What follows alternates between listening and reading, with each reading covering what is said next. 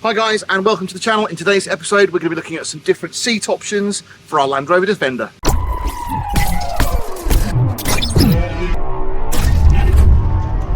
Now, if you're new to the channel and you've just come across us, thanks for watching, I do appreciate it. Now let me give you a little bit of a backstory on our project vehicle. So we have a 110 county station wagon here that's from 1986, originally having the old turbo engine. It's been retrofitted with a 200 TDI and an R380 gearbox, which was actually introduced when they introduced the 300 TDI engine. Regardless of all that, it's a really nice running vehicle. It's a little bit tired, and we paid £5,000 for this vehicle, and it had a roof and doors and a rear door and lots of seats. Now, over the past few weeks, we've been stripping it out, or I have, and I've been removing all the old stuff, getting it sold on eBay. And by the way, there's a list at the bottom here in the description where you can go onto our eBay page and buy some of the parts that have been removed if you're interested in doing your own restoration. Now, we're going for a heritage look on our Land Rover 110, and the reason for that is twofold. I really like the historic look. I think it's a nice classic look for the Land Rover, but also it does save us an absolute fortune in parts. Now, fitting series doors, which are the split doors off early series vehicles, they all fit, and they're half the price, if not less, than a replacement 110 or Defender door. So again, on the interior with the seats on a Defender, they're a lot more expensive. You know, you're looking at replacement seats, got to be in the region of £250 for a seat. That's if you can find them, because they're out of stock a lot of the time. So what we're trying to do is do a super cool retro heritage budget build. Now, one of the key things that I wanted to put on the vehicle today was an adjustable runner, but unfortunately we can't get hold of it. They're out of stock at the moment from Britpart, but I think that is something that would just integrate to this system really easily. But let me show you what I've been thinking about doing. Now, this isn't the final fix. We're just coming up with some concepts at the moment that's designed to give it sort of a heritage series look and also save us an absolute fortune. And you can do this to any Land Rover, any Defender. So what you see here is a combination of new and old, really, because the seat risers underneath at the bottom there are from mud, and they're brand new, and they're designed to give you more leg room and more height on your traditional Defender seat. We've actually covered these in a couple of videos already, and I'll try and put a link in the description below if you want to see how they're fitted. But essentially all they do is replace your mounting points for your seat. So you take your old seat out, you put these in a position, and it moves everything back by 2 inches. It goes over this bar here at the back, so you've got that extra sort of recline on your seat, and they do put you up quite high. Now, they're great, really good, if you've got traditional style seats. So if you've got the old traditional original Defender seats, they are perfect. The only time they tend to not be as good is if you've gone for a retrofit for an aftermarket seat that's a bit higher, got more bolster, it's brand new.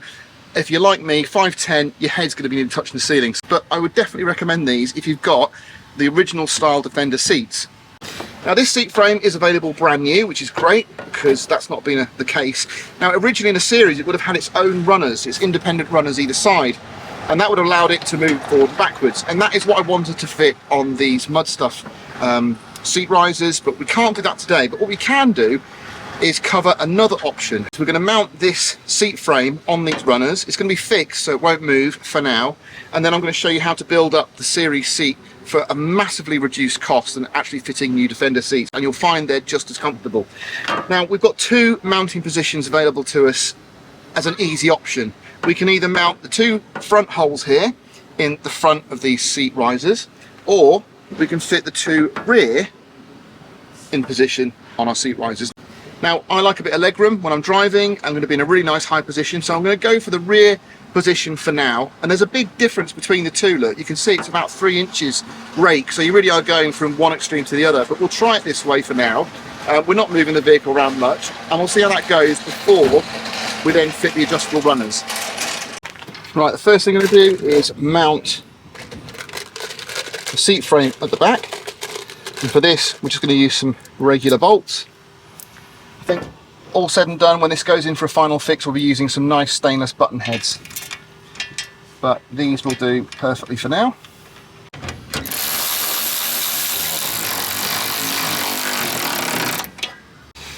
Now what I'm actually going to do, I think, is because I've got the tool to do it, I'm going to put some riv nuts in the front here rather than drill through, because obviously this is a box section, and so putting 2 riv nuts in here would be the perfect way to get this mounted. So, little pilot hole. A little trick for you guys: if you're drilling and you don't want the swarf going everywhere, get yourself a little magnet and just pick up all of your filings. So now we need to drill out and get our riv nuts set.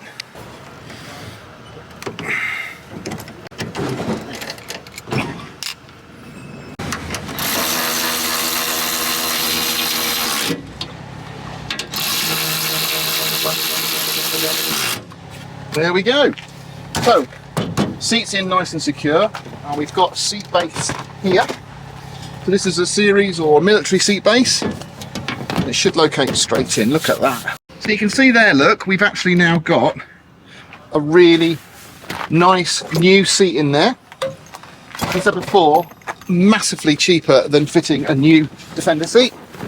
It's got loads of support, and I've got to be honest, that is probably the perfect position for me. Now, the seat back we're going to be using, again, it's the same style as been used for decades with series and early Land Rover 110s and 90s. The seat's just going to sit in the back here, and we've got 2 bolts that go through it and sit into our frame here. Now, they're relatively secure, but they're not the strongest thing on the planet. So you might find that if you're like me and you've got a lot of weight to you and you lean back a lot, you might start putting a lot of strain and stress on the back. So what we're going to do, we're going to think about possibly putting a support bar using these rivets here that we're not going to be using for anything. We're actually going to fit a support bar that comes out round the back, a little bit like a bulkhead removal bar. So it'll be a bar that comes out round the back there that will support the back of these seats, just like you would if you had a bulkhead in a 90. And then we're going to weld some additional hoops on just to give some grab handles for the second row seat occupants to use. And I think that'll be a nice hark back to the old Safari look as well. So that's the plan moving forwards. There is going to be some support for these seats, as well as the 2 bolts you get either side. On this particular frame, you've got plywood backing board, and you've got these metal bracket frames that sit in here. You can just see, look.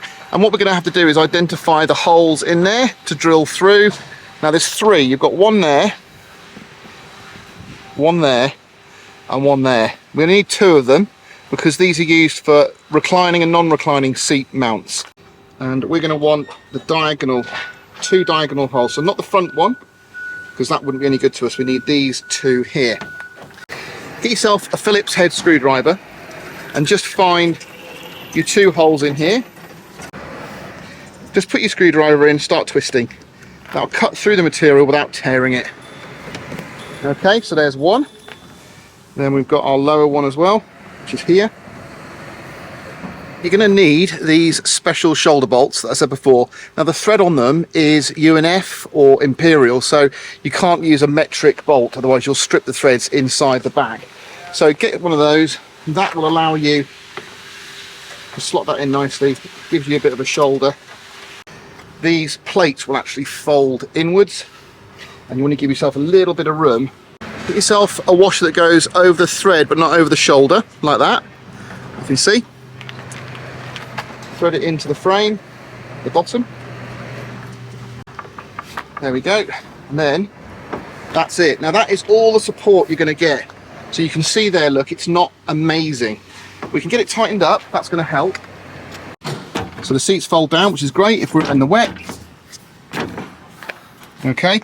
And that's your recline. Okay, let's give it a go. And there we are, look. So it's enough just for us to get by at the moment while we're moving the vehicle around the yard. But you've got 2 options. We've got the support bar that we're going to look at doing anyway. So it's got the grab handles for the second row passengers. But also Exmoor Trim do a far superior seat back, which has got a full metal plate and full metal brackets. So that is completely solid. And if I'm honest, if you don't have the support like we don't have, I think you're going to have to invest in one of those. And I'll put it on the screen now, the kind of thing you're going to want. It's just going to give you a better position. You're going to pay a little bit more money, but it's going to be perfect, and you're going to be able to drive it without that support bracket. But we've got something now, and I'm really happy with the position. I don't think I'd want to be any certainly want to be any closer, and I certainly don't want to be any further away. This is just right for me. So yeah, the price of this works out to be about a third of the cost of a regular Defender seat, and it's just as comfy in my mind, and it's brand new. So if you go for the Exmoor trim route, you can also go for a high back seat. So if you want a bit more support for your neck and your head in the case of a collision, they do that as well. So you've got all bases covered.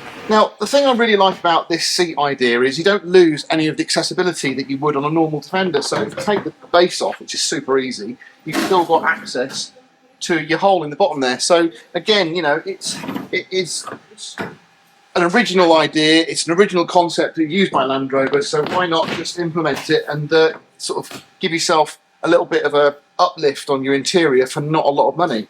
Now these seats are available in two different types. You've got the bolted ones and the pinned ones, and obviously we've gone for the bolted.